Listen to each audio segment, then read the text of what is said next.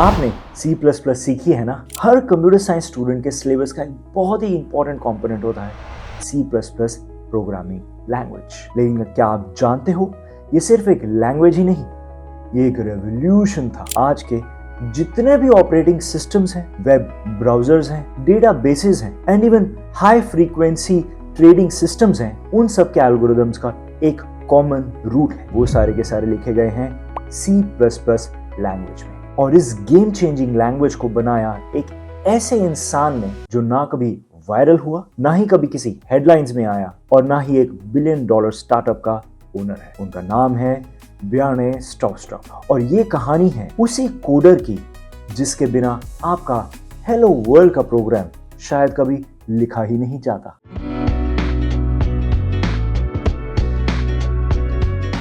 ब्यार्ने स्टाउस्ट्रप का जन्म 1950 में डेनमार्क के एक कोस्टल टाउन आरहस में हुआ।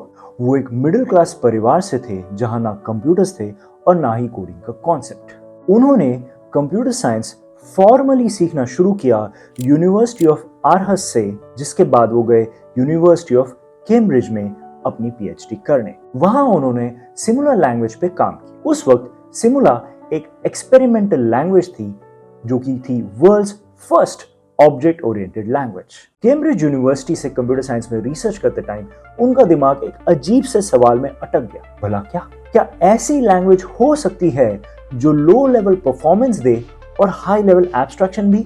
उस टाइम लोग सिमुला और सी लैंग्वेज यूज करते थे। सी फास्ट थी लेकिन अनसेफ और सिमुला स्ट्रक्चर थी लेकिन स्लो। ब्यार्ने ने सोचा मैं दोनों की स्ट्रेंथ्स को कंबाइन करके देखता हूं। सिमुला ने उन्हें ये आइडिया दिया, ऑब्जेक्ट ओरिएंटेड प्रोग्रामिंग को सी जैसी फास्ट लैंग्वेज से कंबाइन करो। और रिजल्ट क्या था? रिजल्ट था सी विद क्लासेस, जो आगे चलकर बनी C++। 1980s के शुरुआती दौर में प्रोग्रामिंग वर्ल्ड में एक ही किंग लैंग्वेज थी, C लैंग्वेज। डेनिस रिची ने 1972 में बेल लैब्स में C लैंग्वेज बनाई थी, जिसका मकसद था एक powerful low level language but portable language को बनाना जो ऑपरेटिंग सिस्टम्स बनाने में काम आए। और इसी लैंग्वेज ने यूनिक्स जैसे ऑपरेटिंग सिस्टम की फाउंडेशन सेट की। C लैंग्वेज की खास बात थी मशीन के क्लोज काम करती थी, यानी कि हार्डवेयर से डायरेक्टली इंटीग्रेट करती थी, फास्ट और एफिशिएंट और रिलायबल थी, लेकिन एब्स्ट्रैक्शन की कमी थी। यानी कि जब लार्ज स्केल सॉफ्टवेयर बनाना होता था तो कोड को रीयूज करना और मैनेज करना बहुत ही डिफिकल्ट हो जाता था। यही लिमिटेशन देखकर स्टाउस्ट्रप ने सोचा, क्या हम C की परफॉर्मेंस को ऑब्जेक्ट ओरिएंटेड प्रोग्रामिंग के साथ, एब्स्ट्रैक्शन के साथ कंबाइन कर सकते हैं? इसी विजन के साथ 1979 में उन्होंने बनाई C विद क्लासेस, जो इवॉल्व होते होते 1983 में बनी C++। नाम भी जीनियस था। प्लस प्लस वैसे तो C लैंग्वेज में एक इंक्रीमेंट का ऑपरेटर होता है, तो C++ हुआ एक अपग्रेडेड C लैंग्वेज।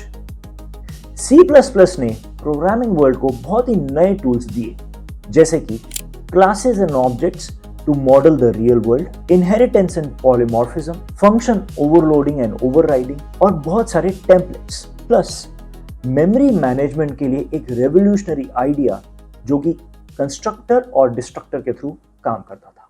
इसीलिए आज भी विंडोज ओएस का कोर, गूगल क्रोम का V8 engine, MySQL, Oracle DB, Photoshop, Unreal engine सब C++ के ऊपर ही बिल्ड किए गए हैं। C++ सिर्फ एक लैंग्वेज ही नहीं थी, ये एक डिजाइन फिलॉसफी थी। जब जावा और पाइथन जैसी नई लैंग्वेजेस मार्केट में आई तो लोग बोले कि C++ तो पुरानी हो गई है, लेकिन रियलिटी में जावा के JVM को C++ में लिखा गया है। पाइथन के बहुत सारे कोर मॉड्यूल्स भी C और C++ में ही कंपाइल होते हैं, और तब भी C++ का एवोल्यूशन चलता रहा। 11th वर्जन में ऑटो कीवर्ड्स, स्मार्ट पॉइंटर्स और लैम्डा फंक्शंस आए, और 14, 17 एंड 20th वर्जन में तो कॉन्करेंसी कंट्रोल के टूल्स और बहुत सारे डिफरेंट सिस्टम डिजाइन मॉड्यूल्स भी इनकॉर्पोरेट किए गए थे। स्टाउस्ट्रप ने C++ का एवोल्यूशन एक कम्युनिटी मॉडल में डाला था, जहां मिलकर डेवलपर्स और कंपनीज लैंग्वेज को इवॉल्व करते हैं। उनका एक लेजेंडरी कोट बहुत फेमस है, There are only two kinds of languages, the ones people complain about and the ones nobody uses. Bjarne Stroustrup हमेशा एक मिनिमलिस्ट प्रोग्रामर रहे। उनका काम Harvard, Bell Labs, Texas A&M university जैसे इंस्टीट्यूशंस के साथ जुड़ा रहा, लेकिन वो कभी फेम के पीछे नहीं भागे। उन्होंने कभी C++ का प्रोप्राइटरी लाइसेंस तक नहीं रखा। वो अब भी एक्टिवली C++ के स्टैंडर्ड कमिटी में इन्वॉल्व हैं, उसमें काम करते हैं। उनका तो नाम लोग बहुत जगह गलत ही प्रोनाउंस करते हैं, लेकिन उन्हें फर्क ही नहीं पड़ता था। वो ये कहते थे, मुझे मेरे नाम से कोई फर्क नहीं पड़ता, I just want my work to speak louder than my name. अब सवाल उठता है, जब पाइथन, जावास्क्रिप्ट और रस्ट जैसी नई लैंग्वेज इस जमाने में इतनी पॉपुलर हो चुकी हैं, तो C++ का क्या काम बचा है? आज भी अगर किसी सॉफ्टवेयर को चाहिए ultra high performance, precise memory control, hardware level programming, तो C++ का कोई मुकाबला नहीं। एम्बेडेड सिस्टम उसका एक जीता जाता एग्जांपल है। कहां कहां यूज होता है C++, ये देखिए। Game engines, unreal engine, unity का लो लेवल बैकएंड, फाइनेंस में high frequency trading systems, databases में MySQL और MongoDB, ब्राउजर्स में क्रोम का V8, फायरफॉक्स का गेको इंजन, ऑपरेटिंग सिस्टम्स और बहुत सारे drivers, robotics and embedded systems, इन सब में C++ यूज होती है। फन फैक्ट, नासा और SpaceX दोनों के सिस्टम्स में क्रिटिकल मॉड्यूल्स C++ में ही लिखे गए हैं, जहां रिलायबिलिटी और स्पीड मैटर करती है। इसीलिए C++ कहती है, मैं पुरानी जरूर हो गई हूं, लेकिन ऑब्सोलीट नहीं। सो दोस्तों, C++ सिर्फ एक प्रोग्रामिंग लैंग्वेज ही नहीं है, ये एक माइंडसेट है। आज जितने भी नए टूल्स हैं, उनमें एब्स्ट्रैक्शन है, सिंप्लिसिटी है, लेकिन C++ आपको एक और चीज देती है, जो है कंप्लीट कंट्रोल और डिसिप्लिन। जैसे C++ में हर चीज का खुद ध्यान रखना पड़ता है, वैसे ही रियल लाइफ में भी अगर आपको अपना सिस्टम ऑप्टिमाइज्ड करना है, तो आपको खुद ही अपनी मेमोरी, उसके लीक्स, बग्स और सेगमेंटेशन फॉल्ट्स को निपटना पड़ेगा। एक सही कोडर वही होता है जो सिर्फ सिंटैक्स ही नहीं, सोचने के तरीके को भी समझता है। ब्यार्ने ने C++ बनाई क्योंकि उन्होंने सिस्टम्स के लिमिटेशंस को समझा और उन्हें तोड़ने की हिम्मत की।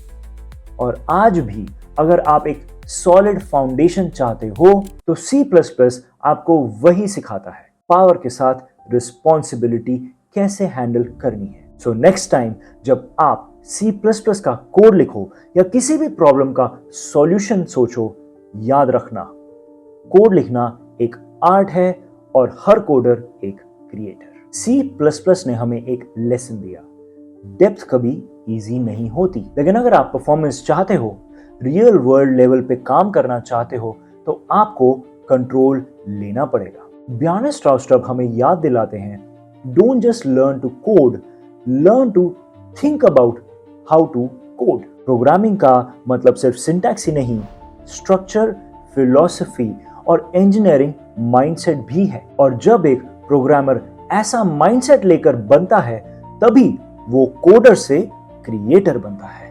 अगर आप सॉफ्टवेयर इंजीनियर हैं, तो आप इनडायरेक्टली ब्यार्ने स्ट्राउस्ट्रप के स्टूडेंट हैं। आप चाहे पाइथन या जावा यूज करते हो, अगर आपने ऑब्जेक्ट ओरिएंटेड प्रोग्रामिंग को समझा है, तो आपने उस कोडर की फाउंडेशन को टच किया है।